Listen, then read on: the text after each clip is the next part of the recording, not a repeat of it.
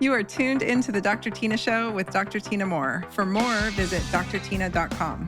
On this episode of the Dr. Tyna Show, we're going to be talking about 10 health trends that we're going to be leaving behind in 2024. Maybe you're in agreement with me on these, maybe you're not, but either way, you know I don't hold back, and I'm going to tell you exactly how I feel about all of them. So let's jump in. Hey, real quick, I wanted to make sure that I shared this with you. I have got a free challenge coming up here in the early part of January. As of the airing of this episode, we should have either just gotten started or will be getting started. It is a free 21-day jumpstart. It's called the Strength and Resilience Challenge, and I want to make sure that you guys join me. It's free. This is for anyone of any age, and what we're going to be covering over 21 days is what are your basic strength goals, because you guys need to know what they are so that you have goals for 2025 and you have points that you want to meet, right? We're much better off when we're goal oriented than if we're just like arbitrarily chasing some idea of thing. First of all, I'm going to gear this episode to the ladies more specifically than the gentlemen, although gentlemen, you are part of this too. I'm talking to Gen X as a whole. We were raised up on garbage food. We were the first generation that was really experimented with when it came to fake fats and fake sugars and all the fake nonsense. I was pretty hip to it early on for whatever reason. I have no idea, but I could taste it and I just rejected it. So I'm not saying that I'm a saint in any way, shape, or form, but I've learned to eat like a grown-up. And, you know, we had the convenience foods thrust upon us. We had the individually wrapped, you know, Twinkies and Ho-Hos and Ding Dongs and little bags of chips and little boxes of cereal and all of those types of foods. We were that first generation that got hit hardest with it. The boomers got convenience. We got ultra convenience. And with it, we got ultra processed carbs. And somewhere in the 90s, the food industry started realizing that this was a science to hit your bliss point. And there's been books written about this. There's a great book by Rob Wolf called Wired to Eat. Go read it. Like, you'll learn to eat like a grown-up. Pretty much anything Rob Wolf has put out is pretty genius. The guy's epically smart and very reasonable and level-headed when it comes to his approach to things. So we got hit with this bliss point in the 90s, and it was this ultimate, you know, combo of sugar and salt and sweet. And it became very clear to me that something was wrong. And so I started researching nutrition, and I realized pretty quickly, I read all the books. I read The Zone, the Atkins Diet. I read all these things like high school, college, early med school. I was reading all this stuff. And I put two and two together that basically, if it comes out of a package, like, you should be suspect of it. How about that? How about we just start there? Basics 101, right? So the reason I'm sharing this is because fast forward today, and I don't think people are any more aware of what's actually going on. And yet we've got this whole influencer community of people that I'm probably guilty of too, just confusing the shit out of you, telling you, don't eat this, do eat that. This is dangerous. This isn't. And, you know, I've tried all the extreme diets. I've done all of them. I've done vegetarian. I've done vegan. I've done macaroni and cheeseitarian, which wasn't very good for me. That was my college days when I just quit eating animal protein altogether. I've gone full carnivore. I've done Atkins. I've done paleo. But I'll tell you, there is a very reasonable way to eat that optimizes your metabolic health. And it is a higher protein, lower carbohydrate way of eating. And it is more meat-based. But we've got all of these extreme diets all over the internet right now, and people jump on them and they feel better often for a time. And there's lots of reasons for that. One of them is probably because, like, we'll take carnivore, for instance. I remember hearing glimmers of that term because I was eating that way. That is how I would get myself out of an autoimmune flare, is I would go full beef, fat, with usually some blueberries. You guys maybe have heard of my beef and blueberries. That would get me out of a flare, but that was a transient way of eating, right? And those are still staples in my diet, but that doesn't mean that's the only thing I eat. And I totally commend you if you've gone carnivore and it's changed your life. That is awesome. I'm going to do a whole episode, however, on how and why that high arachidonic acid, high fat diets can act like keto and carnivore can actually be inducing your chronic health issues and inducing insulin resistance and inducing obesity. But we're not going to get into that today. This is all just leading up to this idea that I want to dial in, which is in 2025, we are leaving behind these extreme diets in 2024. I want to teach you guys just how to eat normally, like a human being, like a Homo sapien with different sets of teeth. And, the vegans and the vegetarians can come for me, and they always do. And they get so mad, and that's great. Get as mad as you want. And the carnivores are purists and very extreme. There's a lot of bro science guys in that community that are hardcore, but I see them over time and they look like shit. They all start aging aggressively in their face. Or I see women try it and they do great for a time, and then all of a sudden they end up in this insulin resistance they can't get out of, right? So we don't want to bust our systems in the process of figuring out how to eat. And I understand that it's confusing, but let's just leave extreme diets behind and eat reasonably. I talk about how I eat. I'm never going to tell you how to eat, but I'm going to teach you what I know along the way. I've avoided the conversation of food because people get so heated, and it's so like they get so militant and so crazy about it. And I'm sure if you're on YouTube right now, just go to the comment section and go look at what I'm talking about. And if you're one of the people viciously typing right now, I'm calling you out because you're one of them. Like, how in the world did we get to the point where food became such a polarizing source of anger and vitriol for people, right? Eat whatever you want to eat, but at the end of the day, you need to be getting adequate protein, adequate nutrients. You got to be eating nutrient dense. You got to get some fiber in there. You got to find a form of fiber you can tolerate. I can't handle all forms of fiber. The more my gut heals, the better my ability to process fiber is. But there's a lot of upsides to fiber as well. And there's times when I've gone completely fiber free, but I had to because my gut was a mess. I'm not talking to those of you who have extreme pathology in your gastrointestinal system. That's not what I'm here for. I'm not here to try to pull people out of like extreme illness. I'm trying to just talk in generalities because I'm talking to the masses, and that is just eat like a grown-up, right? Avoid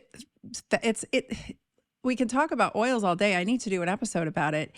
It's not just the seed oils, it's the oxidation point of these oils. If you're eating oils that want to oxidize readily, you are in for trouble. You're in for cellular membrane damage. And that includes olive oil, even the best olive oil. If you heat it, it's going to oxidize. This isn't about smoke point. This is about oxidation. And these things oxidize the minute you open these bottles up in some cases. And in many cases, you're eating already oxidized oils. The argument about seed oils is, I bet fresh off the plant canola oil is nowhere. I'm not saying it's good, but I bet it's nowhere near as bad as that canola oil that's been in the fryer at the local, restaurant where you're getting your French fries, and they've used it 3, 4, 5, 6, 7, 8 times. And it's highly oxidized and damaging to your cellular membrane. So we got to take things in stride. And I know that learning nutrition can be complicated, but let's just eat like grownups. Like if you have a glimmer that maybe this is chemical laden, it's garbage, like just don't put it in your mouth. We don't put garbage in our mouth. So I will leave it at that. I will share with you though, that just for those of you who are wondering, like, how could my carnivore diet be harming me or causing insulin resistance? Just look up LPS, lipopolysaccharides. Just look up what lipopolysaccharides do to your mitochondria, do to your inflammatory levels. LPS is basically what happens when you eat fat, depending on the state of your gut health and your microbiome. And LPS is literally, it induces endotoxemia and or further potentiates it and is driven by, and it will, I think it's quite easily the root cause of almost every ailment that we have plaguing us in modern society. So you keep eating the high fat, you're going to keep producing LPS depending on your overall gut health. All right. Number 2, health trend that we are leaving in 2024 and not taking with us into 2025 is white knuckling perimenopause and andropause for you males. Why on earth is there this movement to vilify hormones? I don't understand it. I don't get it. Like, I'm not trying to convince anybody, and I'm not your doctor, and I'm not giving you health advice, but I am telling you that we have really sound data that when your estrogen tanks out, you are dropping one foot in the grave slowly. Your bones, your cardiovascular system, your metabolic health, your fat deposition, your joints, your hair, your eyes, your brain, all of those things are going to be significantly worse off when those hormones bottom out. Same goes for you men. I used to tell my male patients, if you're low in testosterone, and you're aging, you're in that Gen Xer age group, Who would have thought we ever would have got this far into age? But you might as well have one foot in the grave. Like, you will get diabetes at the end of the day if your testosterone remains low. You will develop diabetes. Like, that is my opinion. It is based on science and it is based on clinical experience, but you will walk headlong into metabolic dysfunction, as will you ladies when your estrogen bottoms out. So good luck if you don't want to do it, but I am telling you that you might want to consider it sooner than you think you need it, because if you're starting to have symptomology, it's interesting with hormones. I'll give thyroid as an example. It's like having an 8-cylinder engine, but you're only functioning on 4, but you're still getting by and you don't realize how bad you feel.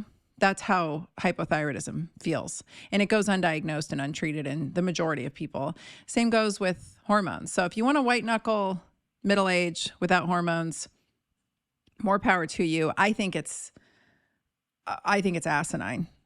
I have no idea why anybody would want to purposely suffer through something, but that's okay. And I know there's a lot of conflicting knowledge out there. You know, there's people with really big letters behind their names telling you it's bad. And that takes me into my next thing that we are leaving behind in 2024, which is, this is sort of an add-on.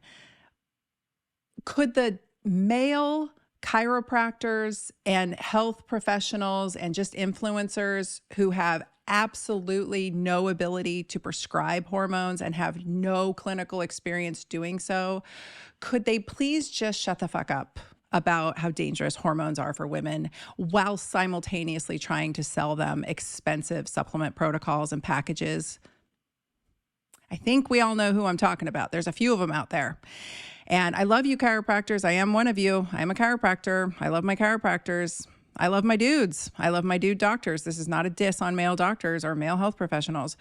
But man, with this wave of interest in menopause that doctors like Mary Claire are bringing on, I see all these like strength and conditioning coaches coming in as suddenly menopause experts, male dudes who literally 6 months ago were telling you just eat less and move more, are now suddenly menopause experts or trying to become or trying to seem as if. And it's bizarre. And it's also cringeworthy when they tell you that hormones are dangerous. Just do more of this. And whatever this is what they're selling. Like, I'm so over it. So, and I'm not sorry. Like, I'm not sorry for saying that. If anyone wants to come at me, go for it. I probably just started a war. Oh, well, like I'm so over it. I'm so over specifically doctors who don't have a license to prescribe, vilifying something that they can't access, like certain peptides, et cetera, in their patient base and saying how bad it is because they don't have any clinical experience with it and they think a supplement's going to get it done faster. I'm sorry. There is no supplement out there that is in any way, shape, or form, a substitute for a peptide or a hormone. It just is not real. All right. So the next thing that takes us to is there's no nature's Ozempic. There's just not. It doesn't exist. Now we have data to support good ingredients in certain nutraceuticals, different probiotic strains that could potentially help spur on the L cells of the intestines to produce more GLP-1. But that to me is a long shot because you are assuming that this person has good gut health, which most people do not. And you're assuming that their L cells are in good functioning shape, which many people's, I'm wondering, you know, especially as people age and they've got gut atrophy, they've got gut inflammation, et cetera. It really makes me wonder if their L cells are even capable of being spurred on to do more. That's all these nutrients are doing, is spurring them on. There's literally that I know of, there is, I mean, correct me if I'm wrong, but there's nothing that replicates an agonist that actually binds the GLP-1 receptor on the cell and mimics GLP-1. That is what the peptide does. So it's like saying that there's nature's insulin. There's no such thing. Berberine is nowhere near nature's insulin, right? Metformin does not have the same mechanism of action as insulin. Does it help with blood sugar regulation? Yes, but it's not the same thing. It's a different mechanism of action. So again, with the people hating on the Ozempic and hating on the GLP-1 because A, they can't prescribe it and they have no clinical experience with it, and B, they have a supplement to sell you instead. Like, just stop. Just stop. I have had so many companies approach me asking me to promote their supplement. I've had people approach me talking about formulating different GLP-1, Nature's Ozempic. I'm just not doing it because it's a scam. It's a scam all the way around. So I'm looking at you, Kardashians. I'm looking at all of the people out there who have absolutely no clue how GLP-1s actually work, are totally cool with trashing on them on their huge online platforms, and then sell you a supplement to try to mimic it. It doesn't exist. So that takes us to the next point that I would like to leave behind in 2024, and that is a bunch of intentionally ignorant people who are in positions of power trashing on Ozempic and GLP-1s with absolutely zero clinical experience or any health certifications whatsoever. There's a few people specifically I'm thinking about. Perhaps you know who I'm talking about. I don't know why. I don't know why the railing. I also know of doctors and scientific health professionals who I hold in high esteem who trash on it. But here's what they're doing. They grab the clickbaity titles that are going around, the clickbaity mainstream media. They grab onto it so they can talk about it on their socials, so they can talk about it on their podcast, so they can stay relevant, but they don't actually go read the study. So they reference the study. They make a whole reel about the study, but they didn't actually read the study because I know these people are smart enough to read a study and interpret a study, and they didn't. They just give you the clickbaity, which is so frustrating. Because these people they should know better, right? They really should know better. They're formally trained in science. They are formally trained in how to read studies. They know what they're doing. And yet they're purposely giving you misinformation and they're purposely misleading you into fear. And it is my strong opinion that that massive amount of fear that some of these folks have drummed up and continue to spur on is potentially costing lives. Because I'm hearing from these folks who are messaging me, sending me this content, telling me how terrified they are, and that they are sitting in the group of extreme pathology who would be a candidate for a GLP-1, and their doctors have actually suggested it to them. So I'm not the one giving them any advice, and I'm not giving you any advice, but their doctors have come to them and said, I think a GLP-1 would be very helpful for your type 2 diabetes or your obesity situation that's driving these other pathologies that you're dealing with. And they are afraid of it and say no. And so they continue to white knuckle it and struggle because some influencer that they trust who has absolutely no experience with it and potentially is the type of doctor that isn't a clinician, like a PhD doctor, telling them that it's so dangerous because they misinterpreted a study so that they could get clicks and follows. Like that is the grossest of gross. And I'm so over it. So we're going to leave that in 2024, and I'm going to continue to interpret these studies for you along the way. I do a deeper dive on things, obviously, inside my course, the GLP-1's Done Right course, where I talk about everything, including a big module on hormones and a module on the insulin-sensitive lifestyle and a module on all of the pieces of the puzzle that go into this, because we're not utilizing GLP-1s as a single monotherapy. That's silly.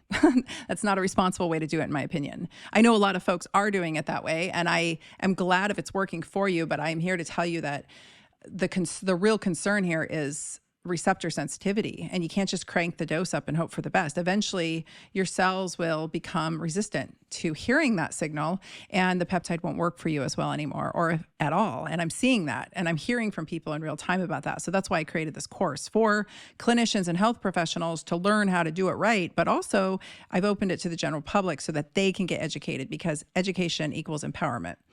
I will continue to make podcast episodes here and there about some of these really egregious claims that I'm seeing go around. I just did one that I did an Ozempic update you'll want to listen to, but man, the blatant lies that are going around. I watch people in high positions of power grab a study and say, this is, Ozempic is causing this. And I'm like, dude, did you even open the study? Did you read the study? Did you look at the limitations? Did you do any groundwork at all before making this egregious claim and smearing it all over your social media platforms where you have a tremendous reach? And then I'm seeing people in position of politics, and I shall not name names, parroting those people. So they're getting the wrong information. And here's why this matters. Because these same people, at the end of the day, we're all on the same side. We're all on the same side. We're questioning big pharma. We're questioning big food. We're questioning the intentions of these big industries and their overall and overarching impact and control and potentially, who knows what they're up to with the general public. So that science, the details matter in science, like the facts actually matter in science. So these are the same publications, even media outlets that are coming out questioning, and they should be looking at data that's showing a different story than what the mainstream media and what the narrative is telling us, right? And they're evaluating real studies, and they're doing a good job of it. So when they post or publish something that is an egregious, outright, far-reaching extrapolation of a study, and it's incorrect and it's misinformation, and sometimes it's just blatant lies, it discredits everything else they've written that might actually be factual and really important. And it discredits the entire movement. Like, do you see? So just egregiously hating on Ozempic because I don't even know why. I really don't know what some of these people have it out for this peptide. But to cry wolf and to scream these untruths by just having, just parroting a headline they read without actually looking at the study at all, it discredits the entire movement. It discredits the entire medical freedom movement when the same people who are trying to sound the alarm on what's really going on and what's really important are also over here selling you a half-truth for whatever reason they have. There's got to be some monetary reason why they're coming down so hard on it. What are they trying to sell you, right? But it discredits the entire movement that we're all working so hard for. And that movement is just truth and transparency in medicine. So I promise you, if I see a study that comes up that just blatantly shows that this peptide is super dangerous, I will be the first to share it with you. I don't hold back. Like, I have no investment in GLP-1s or their success or failure. I just think when used appropriately and used responsibly, these peptides have some pretty tremendous properties that we're not shedding enough light on because everybody's so worried about the weight loss conversation and so worried. I don't know what is happening in that whole, it's a very interesting social construct that's going on of people getting so angry and emotionally charged about the subject when it comes to the topic of obesity. But I will let you extrapolate. We'll leave it there. All right. The next thing that we're leaving in 2024 is this obsession that mono strains of a probiotic are going to change your life. And I say this because I had a patient who I was in my 5th year of practice. My mentor was dying, and he handed me his practice abruptly because he was going in for cancer treatment, and he was very, very ill. And it was really just, it was a whirlwind. It was a terrible time. I had just experienced the loss of a pregnancy. And I was very unsettled financially and physically. My health was in shambles. And I had a patient who had gotten really hung up on this idea that this probiotic was going to save his life. And he had a lot of health issues. And one of his main health issues was he had extreme mental illness. And he was struggling with a lot of issues. And he started pounding this probiotic. And I looked into it and I said, whoa. I don't think this is a great idea. It's actually, just for the sake of simplicity, it was a bacterium that could turn pathologic in the right circumstances. And it had been essentially denatured and put in this product. And I was like, there's not enough data out here. It's certainly not something that I would claim would lead to the benefits he thought they were. And you know how this stuff is. Like, can we leave this in 2024? Because I heard one today. These infomercials, these Sunday radio shows on conservative networks where they bring in a supposed doctor talking about this miraculous new form of whatever, and then preying on the elderly and the sick and infirm to basically hose them of their money by saying, we're going to give you your first bottle for free, or we're going to give you your first bottle for $10. And there's nothing novel in these ingredients. And the reason I know about them is because patients would come in. My mom has done this and included, like, bless her heart, but she gets bamboozled by it too. And these older folks will come in and say, have you heard of this? I mean, the claims were amazing. And they're on some of these big conservative talk shows and potentially the liberal side too. I don't know. I mean, I try to listen to all talk radio, but I hear it mostly on these conservative channels. And I mean, heck, this is not about politics. This is where I'm hearing it. And they prey on these people and they make these really egregious claims about how the supplement's going to change everything and save their life. And the ingredients in there are mediocre at best. And it's just really frustrating to watch. So this guy got wrapped up in the same thing. I was very concerned that these organisms would turn pathologic in his gut, and because his health was so poor and the milieu that was in there was so compromised already. And I believe that's what happened. And had nothing to do with me prescribing him anything. I was trying to stop him from taking this, but he had a few other doctors. You know how it goes. People have like a group of practitioners that they sort of bounce between until they get their yes. And he ended up taking his own life. And I was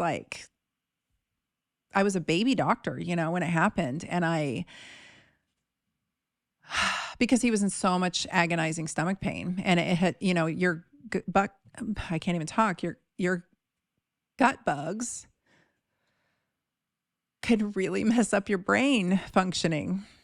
And so much of our neuroinflammation is being driven by the lipopolysaccharides I just mentioned earlier, and our gut health and our gut microbiome. So, that was a really sobering moment for me. And then subsequently, I had another favorite patient get diagnosed with colon cancer in the same few months. And it was a terrible time, because it just goes to show that this guy also was pounding some different probiotics. And I'm not saying that they caused any of this. It's just when you start going in with monotherapy hard, and you assume something great's going to happen. And that's just not how the gut microbiome works. It's a symphony in there. It is so in tuned with the food you're putting in your mouth, and so reliant on, it shifts in real time in a matter of seconds, depending on what you've eaten. So your dietary choices are so much more important than you pounding a single strain of probiotic, in my opinion. So I just will leave it at that.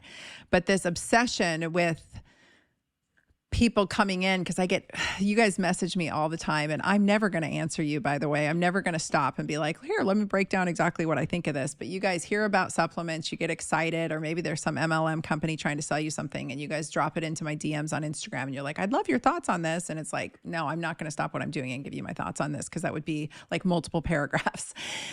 I'm telling you here and now my thoughts on it. Most of these products are high dose, like mono strain or just 2 or 3 strains, and utilized appropriately in the presence of a clinician who knows what they're doing. They can be very potent if we're trying to move the needle. But these are transient treatment plans. These are not forever. You don't just pound this for the rest of your life. And I want you to understand that we can use certain strains to get certain outcomes, or at least help nudge the patient towards certain outcomes. But this needs to be done carefully, and it needs to be done under the guidance of somebody who knows what they're doing. All right. The next thing we're going to leave in 2024 are these TikTok and Instagram fitness trends, where people are doing the craziest shit on the internet, and you look at it and you think, that sounds like a great idea, and you try it and you hurt yourself. I see this happen on my own Instagram when my social media team will make a video of me, or use video footage of me doing a kettlebell move, for instance, that requires a tremendous amount of skill. And it took me years to figure out how to train it safely. And there's a lot of room for injury. And then they'll take a clip and they'll mix it in, and someone will say, what's that move? And someone else will jump in and say, that move is called, a kettlebell snatch, for instance. And then they'll say, I'm going to try it. And I'm like, no. There's so many places in that move where you could hurt yourself. Get guidance, get coaching, especially for those of you who are Gen X. If you have not been strength training for a long time, or you've never done it in the first place, I'm talking to you ladies, hire a coach. Best money you could spend. best money you could spend. Hire a coach. Hire somebody to help you who could put eyeballs on you, make sure you're doing it safely. Because the last thing I want for anyone is for them to try to start working out and really get motivated to do it. And, motivation doesn't last. Discipline does. And they even move themselves into discipline. And then the next thing you know, they end up hurting themselves. And then they just give up and they're out of the gym and that's it. And I hear from you guys all the time. I hurt myself doing this. What can I do? I'm like, hire a professional who can help you walk through it. Like, I can't diagnose you on the internet and I can't give you medical advice and I can't tell you how to modify your workout without actually analyzing you with my eyeballs. So hire somebody that can help you. There's a myriad of ways to get in with coaches. You could do group training. You could grab a buddy and do two people, like the two of you and your friend show up and hire the coach for the hour. There's group classes that are bigger, but please don't try some of these crazy TikTok and Instagram fitness trends and expect good results. You're going to hurt yourself potentially, and that's going to set you back completely, and you're not going to want to get in the gym. An injury is what leads to all this metabolic dysfunction down the line. I firmly believe that. We stop moving, we start adding weight, insulin resistance goes, and on it goes, right? And the last health trend that we are going to leave in 2024 is this extreme fear of aging and these elaborate beauty routines and this obsession with who had what procedure done so that you can go get the same thing. And I say this, I'm calling myself out since I just had an upper bleph and it's still giving me some issues. This is zero fault of the surgeon. This is me and my swelling eyelids. My eyelids love to swell. They always have. It's a hypothyroid thing and my immune system's a little funny. And so it depends on the day whether my eyelids are driving me nuts, and my eyes now, I'm having chronic dry eye, and I'm sure this will all pass, but my immune system's aggravated and it was set off. And it's fine. I look back at videos and my eyelids were getting so heavy, especially on this side, that I was really having a hard time. Like, I could see my eyelid. So I had to have it done.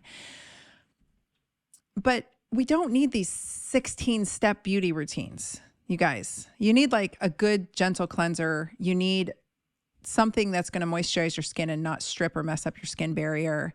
You might need a brightening serum or something that your skin can tolerate. But remember, as we get older, as our hormones start to bottom out and go offline, even if we supplement them and replace them, our skin gets more sensitive. We're more prone to autoimmune conditions in middle age, and we're more prone to conditions like rosacea, et cetera. So putting all of these different things on our face is very often not doing us many favors. And even with the good intentions of using all natural ingredients, sometimes essential oils and even beeswax can be very irritating to the skin. And I've had to learn this the hard way. So just be kind to your skin. We don't need to strip the hell out of it, although take care of it. I wish I had started using sunscreen years earlier, just on my face. It's not because of concern over like, oh my God, I'm going to die if I go in the sun. None of that. It's just photo damage, right? But I see a lot of young women doing extreme lasering and peels. And I mean, it's really starting young. And I saw a whole segment the other day about teenagers wandering around Sephora and their obsession with skin products. And I'm like, oh my God. Like the amount of stuff the more stuff you put on you, the more toxic burden you're taking on. So pick and choose wisely. I'm not saying, freak out and be a purist about all of it unless you want to, but like pick and choose what you're putting on your skin, right? The obsession with makeup, the obsession with filler. I'm seeing younger and younger friends of mine getting filler and they look bizarre, and I cannot imagine that's going to age well for them. So I'm here to propose that we age intentionally, meaning we do it with the best of intentions. We step into whatever version we want. If we want to, put a little tox in our face, I'm all for it. I've been using neurotoxin since I was in my 30s.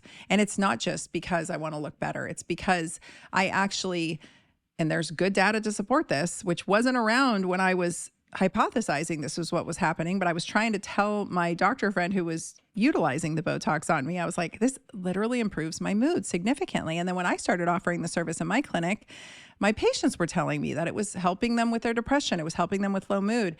It really does. When you see, when there's a neuromuscular feedback to our brain. So when you contract certain muscles, you feel a certain way. That's why when you smile, you feel better. When you frown, you don't. That's why when you contract your glutes and your legs and your thighs, you're getting a different kind of neurotransmitter boost in your brain. That's why I'm such a big fan of these lower body, focus on the big muscles like I talk about. Grow that booty. Focus on growing that booty. It'll make your brain happier. Bigger brains and bigger booties go together. We have that data too. But this idea that we want to freeze our face and not age at all. And, the whole movement with the Kardashians not smiling because they didn't want to give themselves wrinkles. Like, I don't know. I'm just over it. I also don't think we need to white knuckle everything hardcore. I'm right in the middle, and I'm going to dance the dance and walk the line the way that I choose to.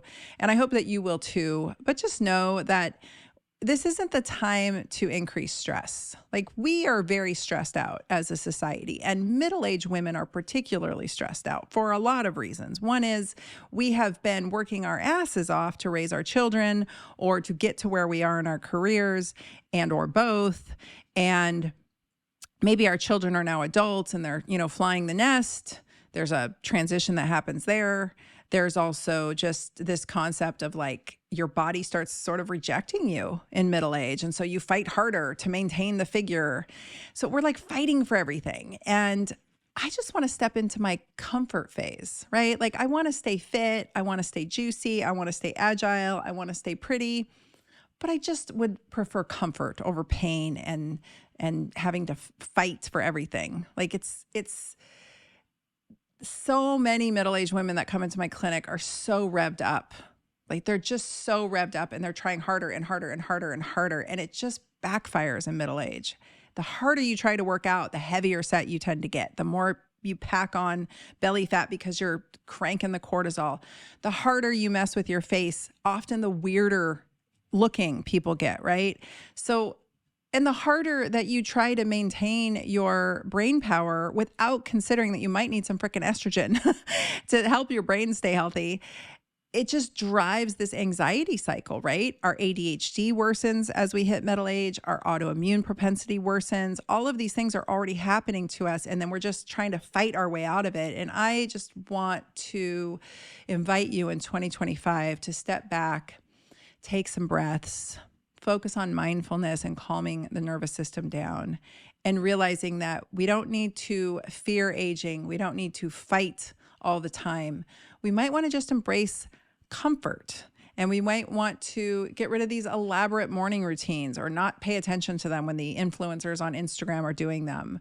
Stop listening to skinny 35-year-old women who are telling you they know the secret to your menopause. No, they don't. I did not know the secret to menopause when I was 35, and I was treating menopausal women. That was like the bulk of my practice. I couldn't possibly relate because I was 35 and I had no idea. So take it all with a grain of salt. Look for experts who look and act and live the way that you want, right? If I go to the gym, I remember walking into the gym thinking, I've been a cardio bunny my whole life. I was in my 30s. It was no longer working. And I was like, what do I want to look like? I love the way surfer bodies are. I love the way that swimmers' bodies are. The men, not so much the women. I'm not dissing the women. I didn't want as much of a heavy shoulder look. I liked the way that the sprinter's lower body looked, but again, I didn't want such a heavy muscular look. I didn't want a Pilates body. I didn't want a spin girl. The people in the spin room, they all came out looking completely cracked out. I didn't want that. And I actually just ended up in the weight area, like the heavy weights. And I saw the women, there were very few at the time, lifting weights. And I thought, those women have really attractive, balanced looking bodies, and they look strong. And strength is helpful, right? Like, as we age, that would be a good thing. So that's honestly what got me started there, was just the desire to sort of follow a look that I liked. I also prefer my doctors fit. I look for other health professionals who are also fit, who aren't so polarizing and hardcore in any one direction. If I go in and a doctor tells me I have to be vegan, I'm like, sorry, see ya. If I go in and they tell me I have to be carnivore, I'm like, sorry, see ya. So I'm looking for balance always in my professionals. I'm looking for the same in my, in people I entrust my money planning to, right? I want people who are obviously successful, but not so far out of my league that they can't relate. And I just invite you to look for the health influencers who are leading you to a more balanced approach and not so much this polarizing nonsense so that they can get clicks and likes. Because, well, the middle ground doesn't sell as well and it's not as sexy. These extremes are often very unattainable and will cause you a lot of grief and stress trying to get there. And maybe, just maybe, your best body and your best health and your best mental state and your best sleep all lie somewhere with the best version of you and your unique body and phenotype and genetic code. And maybe you are the one that needs to go on the journey of just trying out the things that you like or don't like and stepping away from all the people who are being polarizing so that they can sell you something or get you to follow them or whatever this crazy frenzy is. Because the online world is just, the further I get into it, the more grossed out I am by it, to be completely honest with you. I don't know how I ended up here. This is not what I was going for. I'm really grateful for all of you, and I'm grateful for all the followers, and I'm grateful for all the people who support me and who cheer me on. And I love all of you dearly, and I love teaching you. And really, I just probably should have been a teacher at the end of the day. I probably should have just ended up teaching at medical school somewhere, but institutions drive me insane. So that wasn't going to work out for me. So here we are. But that said, I hope that I can be a source of reason and moderation and middle ground for you. That's how I lean politically. That's how I lean in health. And I'll try to bring as much of that to 2025 as I can for you. And I will be foregoing all of this nonsense that we're leaving in 2024 as we step into 2025 to become our best selves. So with that, I will bid you adieu. If you like the show, please rate, review, and subscribe to it. It really helps me get the word out. The more people that can see this is, in my head, the more people that can get good common sense health advice and health information. You can join my email list, which I think is probably the best place to go for all of you. If you really want to know what's going on, I keep you abreast in there. I also share out when podcast episodes come out, exciting news and updates. And when I launch new products, I have some really exciting things in the pipeline for 2025. And I want to make sure that you guys get first dibs on all of that. Any sales I'm having, anything exciting that's going on is going to happen and go down first in my email list. And then you can find me on all the big social media. If you are prone to listening to this show on podcast players, I'm on all the podcast players. If you like video, I'm on YouTube, and you can find probably my most current and fun content over on Instagram if you want to follow me there at Dr. Tyna. But that's all the places to find me in 2025. And I've got a great team behind me now. We're really ramping things up. So I invite you to come along, subscribe to everything, and keep up. And, let me know ideas for podcast episodes too. You can email us at podcast@drtyna.com, and we will we take it all into consideration as well there. So the easiest way to get on my email list is go to drtyna.com. That's drtyna.com.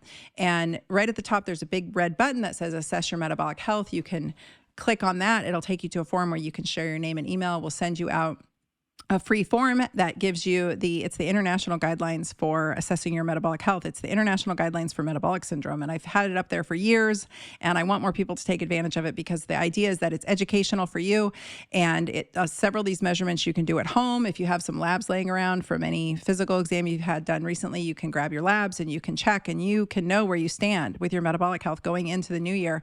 And then print it out and take it to your doctor and have a conversation and keep tabs on those factors as the years goes on, all the years as we get older, because there are certain parameters that we just need to keep close check on so that we can keep our metabolic health really optimized as we get older, because it will inevitably get worse as we get older, just as a side effect of aging and inflammation, which happens as we age. So grab the free guide there. I've got some other exciting stuff coming out in 2025 that you can grab and get on my email list, but that's probably the best way for right now. So without further ado, we'll see you on the next round. Thanks for listening to the Dr. Tyna Show. This is a Wellness Loud production produced by Drake Peterson and mixed by Mike Fry. Theme song is by John the Guilt. You can watch the full video version of this podcast inside the Spotify app or on YouTube. As always, you can email the podcast at podcast@drtyna.com. That's DRTYNA. And if you like this episode, please rate, review, and subscribe on your favorite podcast app. You can also find all of my offerings on my website at drtyna.com. For more shows by my team, go to wellnessloud.com. See you next time, and thanks for listening. This podcast is for general informational purposes only. It does not constitute the practices of medicine, nursing, or other professional healthcare services, including the giving of medical advice. I am a doctor, but I am not your doctor.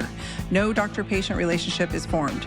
The use of this information and the materials linked to this podcast is at the user's own risk. The content on this podcast is intended not to be a substitute for professional medical advice, diagnosis, or treatment. Users should not disregard or delay in obtaining medical advice from any medical condition they have, and they should seek the assistance of their healthcare professionals for any such conditions.